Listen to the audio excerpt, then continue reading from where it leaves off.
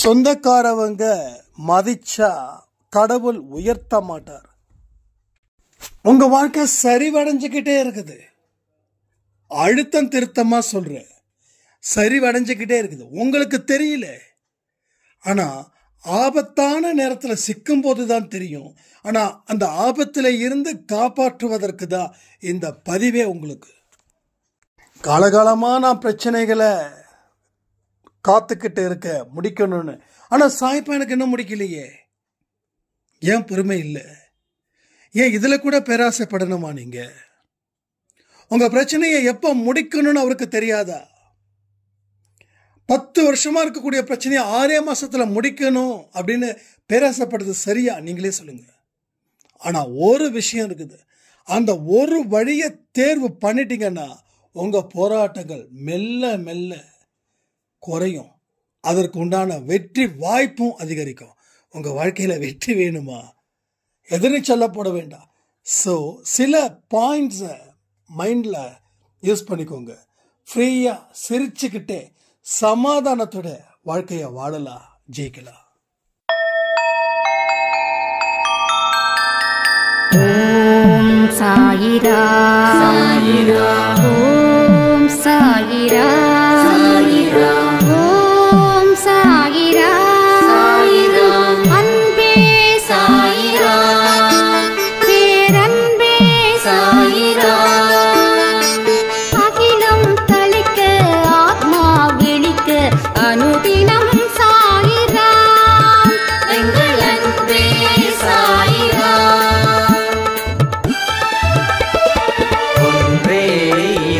ஒன்றே பூமிக்கென்றும் சாயிரா, சரணம் சாயிரா, நன்றே செய்து வாழ்வோம், நாம் ஒன்றே செய்து வாழ்வோம், அன்பே சாயிரா.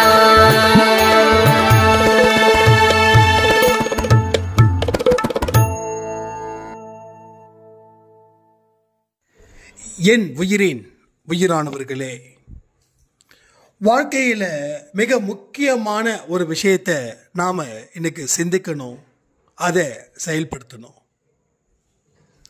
எவ்வளவுதான் பிரச்சனைகள், கண்ணீர்கள், துன்பங்கள் தொடர்ந்து வந்துக்கிட்டே இருந்தாலும் நீங்கள் இப்படி வருதேன்னு சொல்லி அவசரப்பட்டு இன்னும் அதை பெரிதப்படுத்தி அதில் இருந்து மீண்டு வராமல் தவிச்சுக்கிட்டே இருக்கீங்க.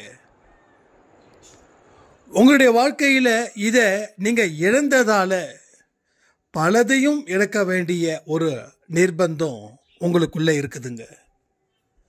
கடவுள் கொடுத்ததில் 2 வார்த்தைகளை விட்டுட்டு போனார். அதில் ஒரு வார்த்தை ஒன்று தான், பொறுமை. நீ பொறுமையோடு இருந்தால் எல்லாத்தையும் பெற்றுக்கொள்ளலாம். நீ பொறுமையோடு இருந்தா எல்லாத்தையும் தாங்கியும் கொள்ளலாம். சாய்பாவுடைய வார்த்தைகளை 2 வார்த்தைகளை பார்த்தீங்கன்னா, 1 பொறுமை, அடுத்தது நம்பிக்கை. ஸோ நம்பிக்கை கூட எப்படியாவது யாராவது ஒருத்தவங்க ஒரு பூஸ்ட் கொடுக்குறாங்கன்னு வச்சுக்கோங்க. ஆனால் பொறுமை யாரால இருக்க முடியும் அப்படின்னா, அது உங்களால் மட்டும்தான் இருக்கவே முடியும். ஒரு சின்ன கஷ்டம் வந்துடுது, உடனே யாராவது உங்களுடைய உறவுகள், உங்கள் நண்பர்கள் உங்ககிட்ட சொல்கிறாங்க, நான் இருக்க, கவலைப்படாதுன்னு. ஸோ அந்த நம்பிக்கை பிறர் நம் மீது வைக்கக்கூடிய பாசத்தின் வெளிப்பாடு, அந்த நம்பிக்கை, அது கூட வாழ்ந்துடலாம். ஆனால் பொறுமை என்ன பண்ணணும்? அது நமக்குள்ளே தான் இருக்கணும். அது நமக்குள்ளே ஒளிந்து கொண்டு இருக்கக்கூடிய ஒரு அற்புத சக்தி. அது நம்மக்கிட்டே தான் இருக்கு. அது எவ்வளவுக்கு எவ்வளோ பொறுமையாக இருக்கிறோமோ அந்த அளவுக்கு பெருமையோடு நாம் வாழவும் முடியும். இப்போ யாராவது ஏதாவது ஒரே ஒரு வார்த்தை சொல்லிட்டாங்க, நீ சரியில்லை அப்படின்னு ஒரு வார்த்தை சொல்லிட்டாங்கன்னா, உடனே நம்ம என்ன பண்ணுறோம்? மனசில் ஒரு விதமான வலியோட நாம் வாழ்ந்துக்கிட்டு இருக்கோம். ஒரு வலி, ஒரு செம்ம பெயின். அது என்னது? செம்ம பெயின். அது அந்த பெயினோட நம்ம வாழ ஆரம்பிக்கிறோம். அப்போ நான் சரியில்லை அப்படின்னு சொல்றது முதல்ல அவங்க சொன்னது சரிதானா இல்லையா அப்படின்ற ஒரு சிந்தனை உங்களுக்குள்ள இருந்துடுச்சுன்னா அப்போ பொறுமை அப்படின்ற ஒரு கவசம் நம்மளை தாங்கும். நான் ஏற்கனவே பல ஆடியோவில் சொல்லியிருக்கேன், முதல்ல எந்த ஒரு விஷயத்துக்கும் எமோஷனல் ப்ளே பண்ணாதீங்க. எமோஷனல் ப்ளே பண்ணாதீங்க. இந்த எமோஷனல் ப்ளே பண்ண ஆரம்பித்தா அன்வான்டான ஃபீலிங்ஸ் உங்கள் மனசில் போட்டு ஒரு ப்ரெஷர் கொடுக்கும். அந்த ஃபீலிங்ஸ் என்ன பண்ணும், எதையுமே செய்ய விடாமல் செய்யும். ஒருத்தவங்களை நம்ம கஷ்டப்படுத்தி இருக்கோம் அப்படின்ற ஒரு ஒரு ரியாலிட்டியை நம்ம ஃபீல் பண்ணுறோம் அப்படின்னா, ஐயோ நான் இவங்களை இப்படி கஷ்டப்படுத்திட்டேனே பாவம். இதை தாண்டி ஒரு வார்த்தை இருக்கே, அந்த வார்த்தை என்ன தெரியுமா, இனி நான் கஷ்டப்படுத்தக்கூடாது, இனி அவங்கள சந்தோஷமாக பார்த்துக்கணும், அவங்கள நம்பிக்கையை நாம் கெடுக்கக்கூடாது அப்படின்ற ஒரு ஃபீல் வந்துடுச்சுன்னா அது இஸ் அ குட் ஃபீல். எப்படி ஒரு கொழுப்பில் நல்ல கொழுப்பு இருக்கோ அதே போல் அதுக்கு ஆப்போசிட்டும் இருக்குதோ, அதே போல் good feel or bad feel. இப்போ பேட் ஃபீல் என்ன ஆகுது, அதாவது ஒரு மோசமான ஃபீலிங் என்ன ஆகுது, ஒரு மோசமான ஒரு சூழ்நிலையை உருவாக்குது. ஒரு நல்ல ஃபீல் என்ன ஆகுது, ஒரு நல்ல விஷயத்தை உருவாக்குது. நம்ம வாழ்க்கையில் பல தப்புகளை நம்ம செஞ்சுருக்கோம், ஏகப்பட்ட தப்பு செஞ்சுருக்கோம். 1 இல்லை 2 இல்லை, ஏகப்பட்ட தப்பு. ஆனால் இந்த தப்பை நினச்சி ஃபீல் பண்ணி திரும்பவும் தப்பாகவே நம்மளோட டிசிஷன், நம்மளுடைய வழி எல்லாத்தையும் எடுக்கிறோம். பட் இப்போது பொறுமையாக இருந்து யோசித்து நிதானித்து இவங்க இப்படி நம்மக்கிட்ட பேசுகிறாங்க, இவங்க நம்மக்கிட்ட இப்படி பழகுறாங்க, நான் இவ்வளவு தூரம் நல்லா டீப்பாக பழகி இப்படி என் முதுகில் குத்திட்டாங்க, இனி எந்த மனுஷனையும் நம்பக்கூடாது. இதுதான் பொறுமையை இழந்து செயல்படுத்தக்கூடிய ஒரு டெசிஷன். இப்போ என்ன ஃபீல் பண்ணணும், எஸ் நாம் இந்த அளவுக்கு அவங்க கிட்ட பழக்கத்தை வச்சுக்கிட்டது தான் தப்பு. அப்போ இனிமே அந்த மாதிரியான ஒரு பழக்கத்தை நாம் வச்சுக்காம கொஞ்சம் டிஸ்டன்ஸ் மெயின்டைன் பண்ணி இனி வரக்கூடியவங்க கிட்ட பழகணும். ஸோ அந்த மாதிரியான ஒரு டெசிஷன் எடுக்கிறது இஸ் அ பெஸ்ட் டெசிஷன். ஏன்னா நம்ம சாகிற வரைக்கும் நம்ம கூட ஏதோ ஒரு மனுஷன் இருந்துக்கிட்டு தான் இருப்பான், சாகிற வரைக்கும். நல்லா புரிஞ்சுக்கணும். அப்போது இந்த ஜென்மத்தில் இந்த மனுஷங்க கூட தான் வாழணும். எஸ், அடுத்த ஜென்மத்திலையும் அந்த ஜென்மத்தில் இருக்கக்கூடிய மனிதங்க கிட்ட தான் வாழணும். அப்போது நாம் இவங்க கிட்ட இப்படி தான் வாழணும், அப்போ மனிதர்கள் கிட்ட தான் வாழணும். அப்போது ஒவ்வொரு விஷயத்துலையும் பொறுமையை இழந்து நான் இனிமேல் மனுஷங்களை மதிக்க மாட்டேன், மனுஷங்க கிட்ட நம்பிக்கை வைக்க மாட்டேன், இனி நான் யாருன்னு காட்டுறேன். அப்போ இந்த மாதிரி வரும்போது எந்த மனுஷங்க மேலேயும் நீங்கள் நம்பிக்கை வைக்கலைன்னா எந்த மனுஷனும் உங்கள் மீதும் நம்பிக்கை வைக்க மாட்டாங்க. அப்போது நீங்கள் தனியாக இருந்து என்ன செயல்பட முடியும், தனியாக இருந்து எதை சாதிக்க முடியும்? இன்னைக்கு எல்லா மனுஷனும் ஒருத்தவங்களோட ஒருத்தவங்களுக்கு தொடர்பு இல்லைன்னா முடியாது. ஒரு சாதாரணமாக டீ குடிக்கணும் அப்படின்னா கூட அதுக்கு பால்காரர் வேணும், அந்த டீயில் மிக்ஸ் பண்ண டீ தூள் தயாரிக்கிற தொழிலாளர் வேணும், அந்த கம்பெனி வேணும், அதுக்கப்புறம் அடுப்பு இது வேணும். அப்போது எல்லாருமே ஒரு மல்டி காம்போ தான். இங்கே யாரும் இல்லாமல் வாழ முடியாது. இதை நம்ம புரிஞ்சுக்கணும். ஒரு சாப்பாடு சாப்பிடுனா கூட விவசாயி அதை செஞ்சாதான் சாப்பாடு, இல்லைன்னா இல்லை. நம்மக்கிட்ட எவ்வளோதான் காசு இருந்தாலும் நாட்டில் விவசாயம் இல்லை, அரிசி இல்லைன்னா என்ன பண்ண முடியும்? காசை வச்சு சாப்பிட முடியுமா? எதுவுமே இல்லை. அப்போது ஒரு மனுஷனுடைய தயவு இல்லைன்னா முடியாது. நான் இன்னைக்கு சாப்பிட்ற சாப்பாடு எங்கேயோ வந்து விளைஞ்சி ஏதோ ஒரு விவசாயியோட கையில் போயிட்டு அவங்க கொடுத்தது தான் நான் இன்னைக்கு சாப்பிட்டுட்டு இருக்கேன். ஸோ நான் மட்டும் இல்லை, உலகத்தில் இருக்கக்கூடிய அத்தனை மக்களும் அதுதான் செஞ்சிட்டு இருக்காங்க. அப்போது இதெல்லாம் ஏன் சொல்கிறேன்னா, நம்ம என்றைக்குமே அடுத்தவங்களை நம்பி தான் வாழறோம். நல்லா புரிஞ்சுக்கணும். அப்போது அடுத்தவங்க நமக்கு தேவை, அதையும் புரிஞ்சுக்கணும். ஆனால் ஒரு விதமான அன்பை வச்சுக்கிட்டு அந்த அன்புனால பாதிக்கப்பட்டாதான் இங்க பிரச்சனை. ரோட்ல எவனோ ஒருத்தன் போடா நாயன்னு சொல்லிட்டா பிரச்சனை இல்லை. அவன்கிட்ட அந்த நேரம் மட்டும் சண்டை போட்டு வந்துடும். அது ஒரு அன்பானவர்கள் யாராவது ஒருத்தவங்க இந்த மாதிரியான விஷயத்த சொன்னாங்கன்னா அதை தாங்கிக்க முடியல. இந்த வார்த்தையும் அந்த வார்த்தையும் ஒரே வார்த்தை தான்.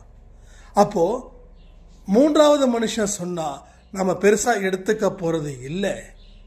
அதே போல யார் என்ன சொன்னாலும் அதுல உண்மை இருக்குதான்னு பார்க்கிற அளவுக்காவது பொறுமை இருக்கணுமே. அந்த பொறுமையை மீறும் போதுதான் நாம இங்க எல்லாத்தையும் மீற வேண்டிய ஒரு சூழ்நிலை வந்துடுது. புரியுதா உங்களுக்கு? ஸோ பாயிண்ட் பை பாயிண்டா நீங்க புரிஞ்சுக்கணும். ஸோ ஒவ்வொரு பாயிண்ட்டும் புரிஞ்சுக்கதான் உங்களுக்கு பொறுமையா இருக்கும்போது எவ்வளவு நன்மைகள் கிடைக்குது அப்படின்னு. இப்போ ஒரு ரீசெண்டாக ஒரு சாய்ராம் வந்து ரொம்ப வெக்ஸ் ஆகிட்டாங்க. ஒரு 1 மந்த்துக்கு முன்னாடி இருக்கும். அந்த சாய்ராம் வந்து சூசைட் பண்ணுற ரேஞ்சுக்கு போயிட்டாங்க. ஏன்னா நான் எதிர்பார்க்குற சந்திக்கிற அத்தனை பேரும் ஏமாற்ற பேர் வழியாக இருக்காங்க, நான் ஏன் வாழணும் அப்படின்னு. அப்போ இவங்களை ஏமாத்துறாங்க அப்படின்னா இவங்க வாழ்க்கையை எதுக்கு அவங்க கையில் கொடுக்கணும்? நம்ம வாழ்க்கை நம்ம கையில், நாம் உழைச்சாதான் நமக்கு சோறு. ஓகேங்களா? நாம் உழைச்சாதான் நமக்கு சோறு. அப்போ நாம் ஸ்ட்ராங்காக இருந்தால் தான் இங்கே எல்லாம் ஸ்ட்ராங்காக இருப்பாங்க. நாம் வீக் ஆகிட்டோன்னா இங்கே நம்ம கூட இருக்கிறவங்க குறைவாக தான் இருப்பாங்க. பட் இந்த பாயிண்ட்டை நீங்கள் புரிஞ்சுக்கணும். அப்போ நம்மளுடைய ஸ்ட்ராங் பாயிண்ட் என்னவோ அதை என்றைக்குமே உறுதிப்படுத்திக்கிட்டே இருக்கணும். நம்ம வீக் ஆகிடக்கூடாது. ஏன்னா வெற்றியாளர்கள் சொல்வதை தான் இந்த உலகம் கேட்குது. தோல்வியாளர்கள் சொல்வதை உலகம் கேட்கறது இல்லை. தோல்வியாளர்கள் சொல்லும் போது தோல்வியாளரே அவன் சொல்றதை கேட்க மாட்டான். நீ என்ன பெரிய ஒழுங்கா அப்படின்னு கேட்பான். இப்போ நம்ம 10 பேருக்கு அட்வைஸ் பண்ணிடலாம். ஆனால் அந்த அட்வைஸ் பண்ணுற மாதிரி நாம இருக்கிறோமா அப்படின்ட்டு தான். சில பேர் பார்த்தீங்கன்னா வெளியில் புலி மாதிரி இருப்பாங்க, ஆனால் உண்மையிலே பூனை மாதிரி இருப்பாங்க. அவ்வளோ ஒரு பயந்த சுவாபமும் அவங்கக்கிட்ட இருக்கும். ஸோ பல விஷயங்களை நாம் அவசரப்பட்டு நாம் டெசிஷன் எடுக்கிறதால எவ்வளவு பெரிய வீழ்ச்சி மேலே வீழ்ச்சி அடைஞ்சிக்கிட்டு இருக்கோம். நீங்கள் நல்லா யோசிச்சு பாருங்க. உங்கள் வாழ்க்கையில் நீங்கள் எடுத்த முடிவுகள், பொறுமையாக எத்தனை முடிவுகள் எடுத்திருக்கீங்க? அவசரப்பட்டு எவ்வளோ முடிவு எடுத்திருக்கீங்க? அவசரப்பட்டு எடுத்த முடிவு எப்படி இருந்தது? இல்லை நல்ல வேளை நான் ரொம்ப பொறுமையாக இருந்தேன், நான் கொஞ்சம் பொறுமை தாண்டி இருந்தேன்னா என் நிலைமை என்ன ஆகும் அப்படின்னு யோசித்தவங்க எத்தனை பேர்? ஏன்னா நானும் மனுஷன்தான், இங்கே இருக்கிற எல்லாரும் மனுஷங்க தான். நான் சில நேரத்தில் யோசிப்பேன், நல்ல வேளை கொஞ்சம் பொறுமையாக இருந்ததால் பரவாயில்ல, ஒரு வேளை நாம் வேற மாதிரி முடிவு பண்ணியிருந்தா இன்னைக்கு என்ன ஆகிருக்கும் அப்படின்னு. இப்போ கூட ரீசெண்டாக ஒருத்தவங்கிட்ட நான் பேசிகிட்டு இருந்தேன், என்னோட தனிப்பட்ட வாழ்க்கையில் இருக்கக்கூடிய ஒரு விஷயத்தை. அப்போ வந்து என்ன சொல்லிட்டு இருந்தேன்னா, இந்த ஊரை விட்டு வேற ஊருக்கு போகலான்னு சொல்லி முடிவு பண்ணுற அளவில் இருந்தோம், நல்ல வேலை முடிவு பண்ணலை. ஏன்னா ஒருத்த இடத்துல க்ரோத்திங் இருக்குதுன்னா அந்த க்ரோத்திங்கை நாமளே வந்து அழிச்சுக்கிட்டு போகிற மாதிரி ஒரு சில எமோஷ்னல் பேஸ் பண்ணி, அது நல்லா புரிஞ்சுக்கணும்.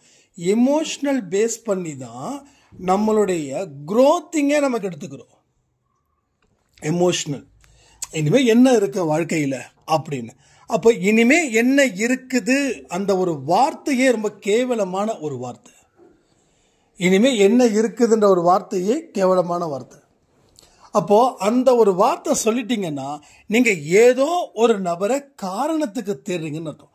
அப்போ அந்த காரணத்தை தேடினதால நீங்க என்ன பண்றீங்க? உங்களுடைய வளர்ச்சியை நீங்க அழிச்சிக்கிறீங்கன்னு அர்த்தம். உங்க வளர்ச்சியை நீங்க அழிச்சுக்கிட்டதால உங்களுக்கு வரக்கூடிய பிரச்சனைகள் அதிகரிக்க போகுதுன்னு அர்த்தம். அப்போ நாம இந்த விஷயத்த நல்ல வேலை செஞ்சிருந்தா நிலைமை மோசமாயிருக்கும் அப்படின்றத உங்க வாழ்க்கையில ஏற்பட்ட சில சம்பவங்கள் உங்களுக்கு உறுதி அளிக்கக்கூடிய விஷயமா இங்க இருக்கும், நிச்சயமா இருக்கும். இதை நான் உறுதியா சொல்லுவேன், இது 100% சொல்லுவேன், இது டெஃபினட்டா 100% அப்படிதான் இருந்திருக்கும்.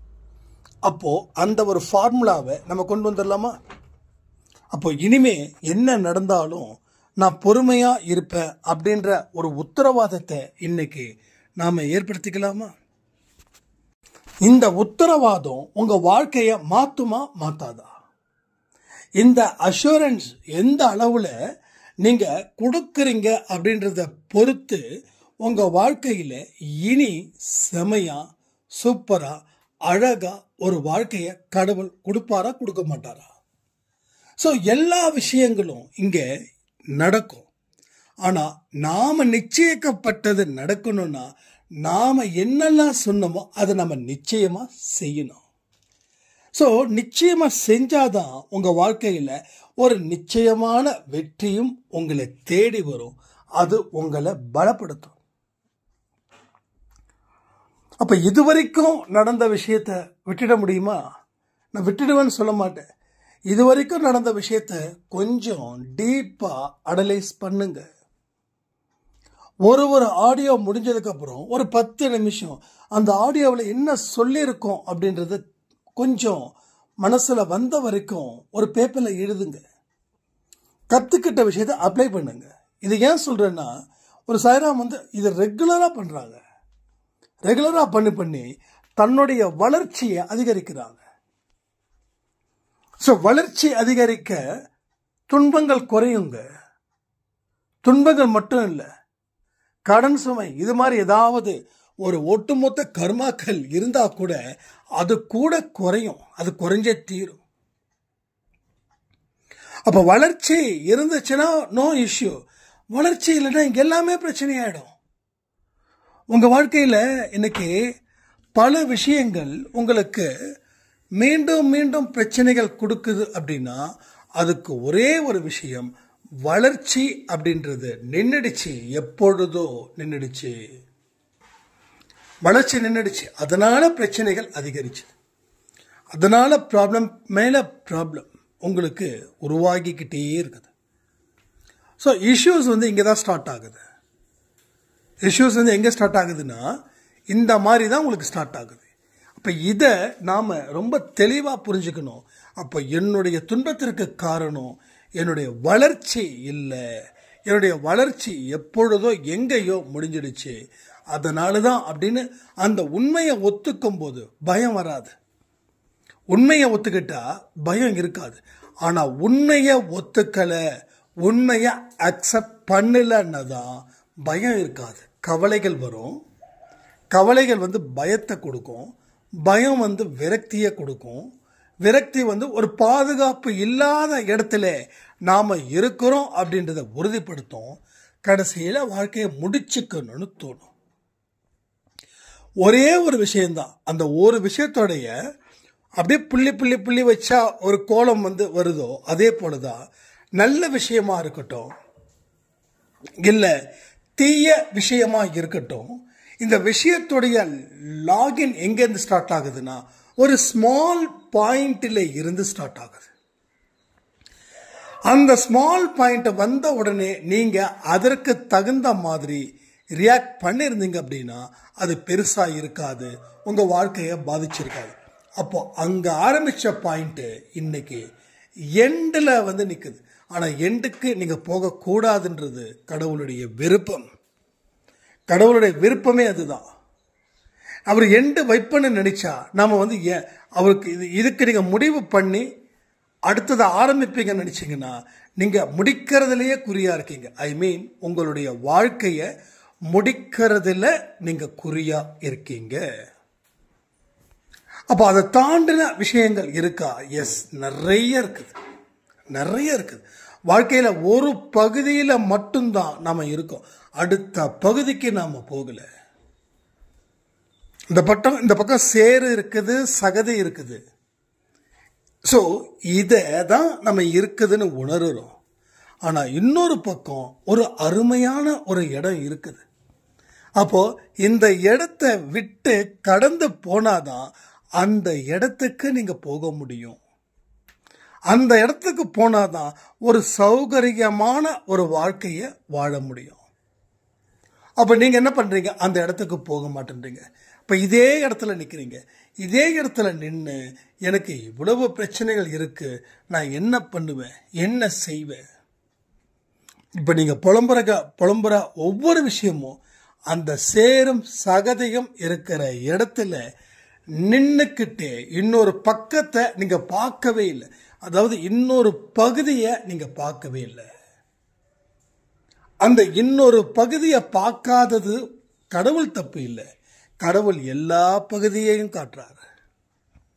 ஆனால் நீங்கள் கண்களை மூடிக்கிட்டு இல்லை நான் பார்க்க மாட்டேன் அப்படின்னு நீங்கள் முடிவு பண்ணும்போது கடவுள் என்ன செய்ய முடியும்? கடவுள் என்ன செய்வார்? ஸோ எல்லாத்துக்கும் ஒரு பதில் நீங்கள் வச்சுருப்பீங்கல்ல, அந்த பதிலை நீங்கள் சொல்லுங்களேன். அப்போது அந்த பகுதிக்கு போகணுன்னா நீங்கள் இந்த பகுதியில் இருந்து கடக்கணும். அப்போ இந்த இடத்துல இருந்துடலாம் நீங்கள் நினைக்கிறீங்க, ஆனால் இந்த இடம் ஆபத்தான இடம். அதாவது நீங்கள் முன்னாடி ஒரு மேட்டில் இருந்தீங்க, அதுக்கப்புறமா கீழே சரிய ஆரம்பிச்சிங்க. இப்போ எங்கே சரிஞ்சு எங்கே இருக்கீங்கன்னா கீழே அந்தரங்கத்தில் போய்கிட்டே இருக்கீங்க. ஆனால் அது உங்களுக்கு தெரியல. நீங்கள் அதே இடத்துல இருக்கிறதால உங்களுக்கு தெரியல. அந்த இடத்த விட்டு பார்த்தவங்கன்ற முறையில் நான் சொல்கிறேன், நீங்கள் சரிவை நோக்கி தான் போகிறீங்க. நீங்கள் அந்த இடத்துல இருக்கதான் நினைக்கிறீங்க, இல்லை சரிவை நோக்கி போகிறீங்க.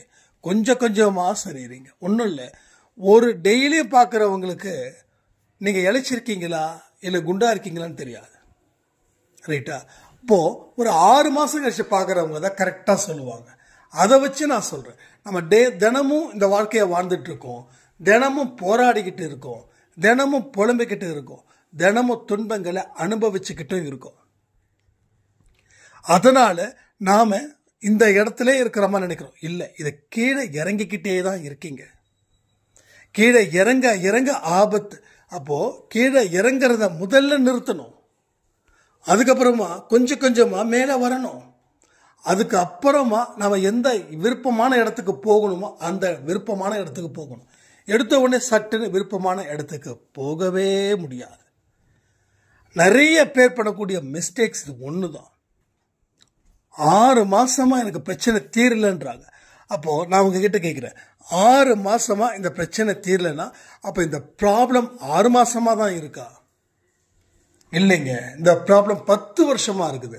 அப்போ 6 மாதமாக தீரலை அப்படின்றது எதை வச்சு நீங்கள் சொல்கிறீங்க அப்படின்னு கேட்கும்போது, இல்லை நீங்கள் சொல்கிற அத்தனை விஷயத்தையும் நான் செய்கிறேன். இப்போ 6 மாதமாக எனக்கு இந்த பிரச்சனை தீரலை, வேறு ஏதாவது எஃபெக்டிவாக இருக்குதா அப்படின்னு கேட்குறாங்க. அப்போது 10 வருஷமாக இருக்கக்கூடிய பிரச்சனை 6 மாதத்தில் தீரணுன்றது பேராசையா இல்லையா? சொல்லுங்கள், நீங்களே சொல்லுங்கள். அப்போது பிரச்சனை தீரணுன்ற ஃபோக்கஸ் பண்ணுறதை தாண்டி வேறு நல்ல இடத்துக்கு போகணும்னு நினச்சி பாருங்களேன்.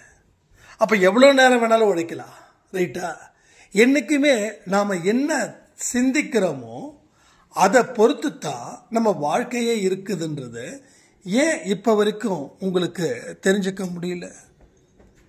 நாம் சிந்திக்கக்கூடிய ஒரு விஷயங்களையும் சரியான முறையில் சிந்திக்கணும். பிரச்சனை தீரலைன்னு சொல்லி போராடுறது பெஸ்ட்டா, இல்லை நல்ல இடத்துக்கு போவதற்காக நான் போராட்டத்தை ஆரம்பிச்சிருக்கிறது பெருசா? ரெண்டுமே போராட்டம் தான். அப்போ பிரச்சனை தீரணும், அதுக்கு தான் என் போராட்டத்தை ஆரம்பிக்கிறேன் அப்படின்னு சொன்னீங்கன்னா நீங்கள் தோற்று போயிடுவீங்க. நல்ல இடத்துக்கு போவதற்காக நான் போராட்டத்தில் ஈடுபட்டிருக்கேன் அப்படின்னா கண்டிப்பாக நல்ல இடத்துக்கு போவீங்க. அப்போது இதுக்கு நீங்கள் டேட் ஃபிக்ஸ் பண்ணலை, அதனால் ஃப்ரீ மைண்டோட ஒர்க் பண்ணுறீங்க.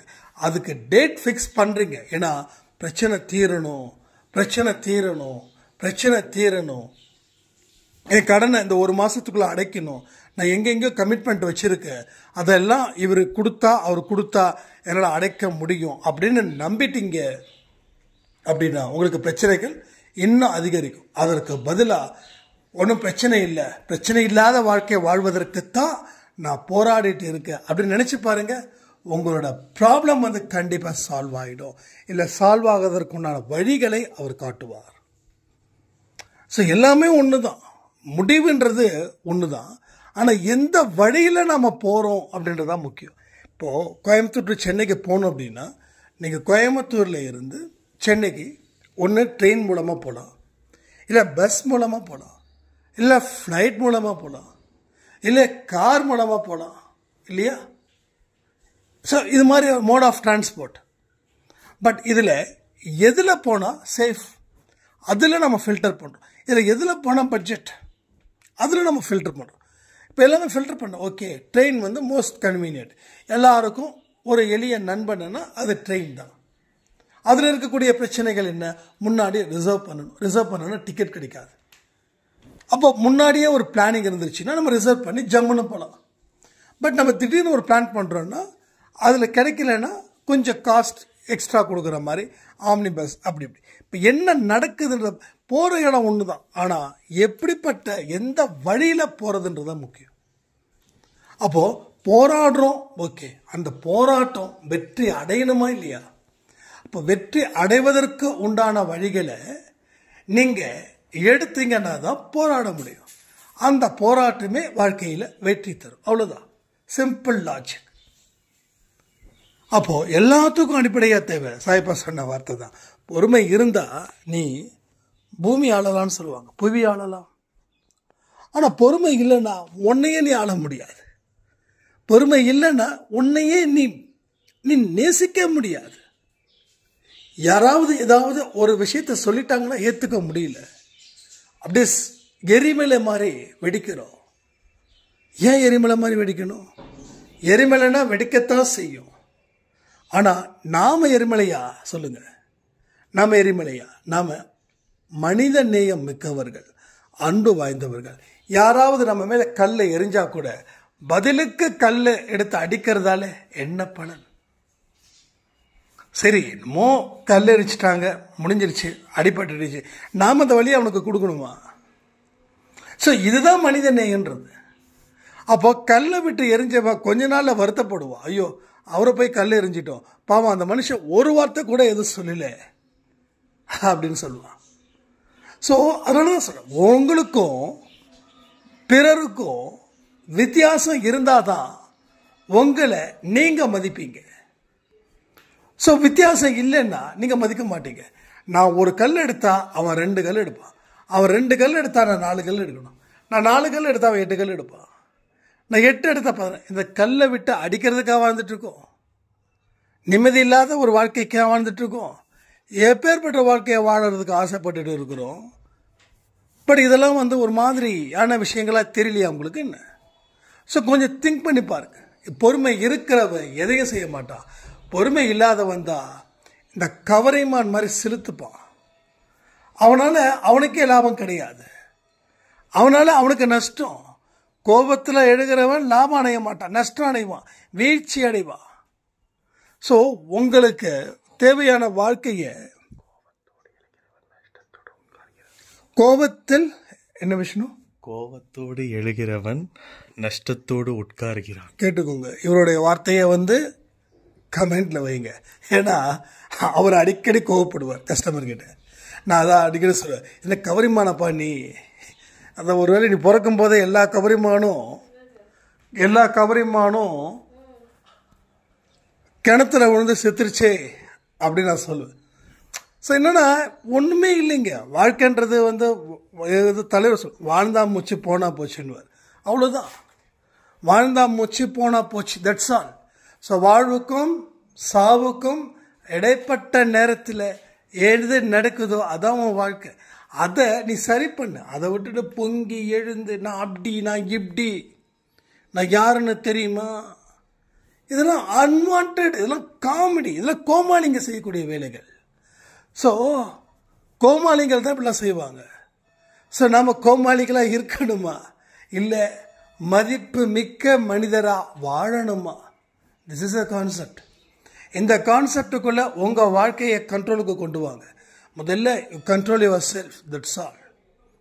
நீங்கள் கண்ட்ரோல் பண்ணுங்க, உங்கள் வாழ்க்கையை நீங்கள் கண்ட்ரோல் பண்ணுங்க.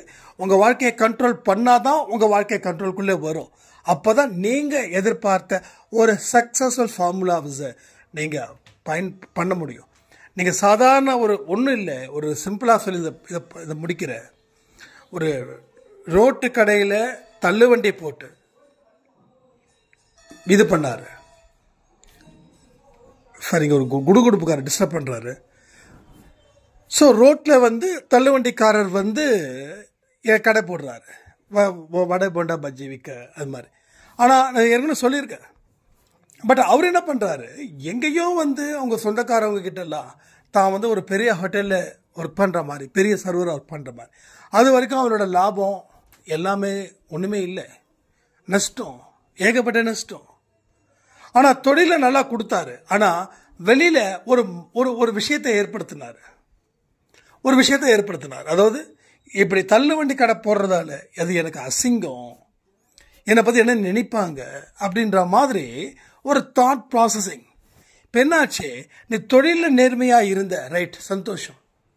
என்ன கூட பார்த்தீங்கன்னா நல்ல பக்காவான எண்ணெய் தாங்க, அதில் இருக்கக்கூடிய நிறைய விஷயங்கள்லாம் இருக்குது, அதெல்லாம் நான் செய்ய மாட்டேன், ஏன்னா எனக்கு பிள்ளைக்குட்டி இருக்குது, பட் அதனால் ஷுவராக நான் மாதிரிலாம் செய்ய மாட்டேன் அப்படி. அப்போ என்ன நடந்தது, இவரோட தொழிலை அவர் மதிக்கலை, அதனால் தொழில் அவருக்கு கை கொடுக்கல. தொழிலை அவர் மதிச்சிருந்தா இந்த மாதிரி விஷயங்கள் வந்திருக்காதுன்னு நான் சொன்னேன். இல்லைங்க அதுக்கு என்னங்க சம்மந்தம், இல்லைங்க தப்பு. எதுவாக இருந்தாலும் தர்மம் ஒன்று இருக்கு, அந்த தர்மத்தை மீறுவது கூட அதுலேயும் இதுதான். ஸோ நீங்கள் தொழிலை மதிங்க, இந்த தொழில் தான் செய்யணும்னு சொல்லுங்கள். சொந்தக்காரவங்க மதிச்சா மதிக்கட்டும், மதிக்காட்டி போட்டோம். உழைச்சி சாப்பிட்றோம், இங்கே திருடி சாப்பிடல, ஏமாற்றி சாப்பிடல. ஸோ நம்ம ஒர்க் பண்ணுறோம். அப்போ ஏன் வந்து நாம் இந்த மாதிரி விஷயத்தை செய்யணும்? சரிங்க, நான் இப்போ என்ன பண்ணுறதுங்கன்னா சொல்லிடுங்க, அந்த ஹோட்டல் விட்டு வெளில வந்துட்டேன்னு சொல்லுங்கள். அது பொய்யாவே இருக்கட்டும், அது திருத்திக்க வேண்டாம். இது மாதிரி ஒரு சின்ன இஷ்யூ வந்துருச்சு, அதனால் தள்ளுவண்டி கடை போகிறேன்னு சொல்லுங்கள். இல்லைங்க சொந்தக்காரவங்க, நான் படித்தவன் அப்படின்னா அதுக்கு தகுந்த மாதிரி ஒர்க் பண்ணுங்க. இல்லைங்க கிடைக்கலைங்க, படித்தா என்ன படிக்காட்டி என்ன, தொழிலில் நேர்மை இருக்கணும், நியாயம் இருக்கணும், கண்ணியம் இருக்கணும். இதை நான் சொன்னது வந்து 2020, இப்போ ரீசெண்ட் டேஸ் கிடையாது. நான் சொல்லியிருக்கேன், நிறைய சொல்லியிருக்கேன் அந்த விஷயத்தை. இவரை பற்றி நான் பேசாமல் இருந்ததே இல்லை. உழைப்பை பற்றியும் உயர்வை பற்றியும் தர்மத்தின் படி தொழில் செய்யும்பவர்களை பற்றி நான் பேசும்போது இவரை சாட்சிக்கு நான் கூப்பிட்டு இருக்கேன். இவர் வந்து திருநெல்வேலி, பேர் நேம் ஞாபகம் இல்லை, இப்போ வரைக்கும் நம்ம ஆடியோ கேட்டுட்டு தான் இருக்காங்க. அப்போ அதே போல் சொன்னாங்க. சொல்லிட்டு ஆமாம் சரிங்க நான் சொல்கிறேங்க, ஆனால் மதிக்காமல் போயிடுவாங்க. அதான் மதிச்சா மதிக்கணுமா, கடவுள் உங்களை வந்து உயர்த்தணுமா, இல்லை உங்கள் சொந்தம் மதிக்கணுமா? உங்கள் சொந்தம் மதிக்கணும்னா கடவுள் உயர்த்த மாட்டார், கடவுள் உயர்த்தணும்னா உங்கள் சொந்தங்கள் மதிக்க மாட்டாங்க. எது உங்களுக்கு அப்படி சொல்லுங்க, கடவுள் என்னை உயர்த்தணும். அப்போது சொந்தக்காரன் மதிக்கிறதால இங்கே ஒன்றும் நடக்க போகிறது இல்லை. சொந்தக்காரனே நமக்கு டார்ச்சர் தான். அவனுக்கு இஷ்டத்துக்கு நாம் ஆட முடியாது. அவனோட இஷ்டத்துக்கு ஆடணும்னா நம்மளை விட ஒரு கோமாளி உலகத்திலே கிடையாது. ஏன்னா அவங்க எமோஷ்னலாக நம்மளை வந்து ஃபுல் பண்ணுவாங்க. அதுக்காக ஃபுல் பண்ணிகிட்டே இருக்காங்க, தப்புன்னு சொல்லலை. அவங்க ஃபுல் பண்ணுறாங்கன்னா நாம் ஏமாலியாக அங்கே இருக்கிறோன்னு அர்த்தம். அப்போ அதே போல் இல்லையப்பா இது மாதிரி நான் வந்து வேலையை விட்டுட்டேன் அப்படின்னு சொல்லி, அப்படியா என்ன ஏது இதெல்லாம் பார்த்தா ஒரு கடை போடுறேன்னு சொல்லலாம். எல்லாரும் இது அகெயின்ஸ்ட், என்னது நம்ம ஜாதி என்ன, நம்ம படிப்பு என்ன, அது என்ன, இது என்ன, நீ என்ன வந்து இப்படி அசிங்கமாக இல்லையா, மதிப்பாங்களா நாளைக்கு, அப்படி இப்படி மறுபடியும் ஒரு என்கிட்ட சொல்லி பழம்ப. நான் மறுபடியும் சொன்னேன், கடவுள் உயர்த்தணுமா இல்லை உங்களுக்கு வந்து சொந்தக்காரங்க மதிக்கணுமான்னு. என்னென்ன இதே சொல்கிறீங்க, உயர்த்தணுன்னா அவன் மதிக்கலைன்னா தான் அவனை உயர்த்துவார். இது நடந்தது, இட்ஸ் அ லாஜிக். இது என் சொந்தக்காரன் என்னை மதிக்கலை, அதனால் கடவுள் என்னை உயர்த்தினார். என் சொந்தக்காரன் மதிக்கிற மாதிரியே நான் இருந்தது, நான் கடவுள் என்னை உயர்த்திருக்க மாட்டேன். It's a fact. இது எந்த கோயிலில் வேணாலும் நான் சத்தியம் பண்ணுவேன், அன்பேசாய் குடும்பத்து மேலே சத்தியம் பண்ணுவேன். ஏன்னா உண்மைக்கு கூட சத்தியம் பண்ணக்கூடாதுன்றது வாக்கு. அதே மீறி நான் பண்ணுறேன் அப்படின்னா நீங்கள் அந்த மாதிரி இடத்துல நிற்கக்கூடாது, மாட்டிக்க கூடாதுன்றதுக்காக தான், ரைட்டா? ஸோ அது பண்ணுவேன். அப்போ வந்து மறுபடியும் இப்படியே கன்ஃபியூஷன் ஆகிட்டே இருக்குது. ஃபைனலி இல்லைப்பா இதான் நான் பண்ண போகிறேன் அப்படின்னு சொல்லி ஏகப்பட்ட சண்டை அதெல்லாம் போட்டு, அதுக்கப்புறம் இன்னைக்கு அவங்க இவர் எந்த மாதிரியான ஹோட்டலில் ஒரு குக்கிங்காக இருந்தாரோ அதை விட சூப்பரான ஒரு ஹோட்டல் வந்து ரன் பண்ணி இன்றைக்கி இது பண்ணிகிட்ருக்காரு. நல்லா குழந்தைகளை படிக்க வைக்கிறாங்க. ஏன்னா கடவுள் ஒன்று உயர்த்தணுன்ற தாட்டை வச்சுக்கோ, மனுஷங்க மதிக்கணுன்ற தாட்டை குப்பையில் தூக்கி போட்டுரு. மனுஷன் உன்னோட அந்தஸ்தை பார்த்து மதிக்கிறவனாக இருந்தால் அவன் மனுஷனாக இல்லை. உன்னோட உழைப்பை பார்த்து, உன் உயர்வை பார்த்து, உன் பண்பை பார்த்து மதிக்கிறானே அவன் தான் மனுஷன், ரைட்டா? இது நல்லா புரிஞ்சுக்கணும். இது எல்லா பாயிண்ட்டுமே it's very very very very important. நீங்கள் என்ன வேலை வேணாலும் செய்யுங்க, எப்படி வேணாலும் இருங்க, ஆனால் அவர் இருக்கிறார்ன்ற ஒரு நினைப்பை மட்டும் வச்சுக்கிட்டு வாழ்ந்து பாருங்க. உங்களோட எல்லா விஷயமும் நல்லபடியாக நடக்கும், கிடைக்கும்னு சொல்லி இந்த ஆடியோவை நான் முடிக்கிறேன். ஜெய் சாய்ராம்.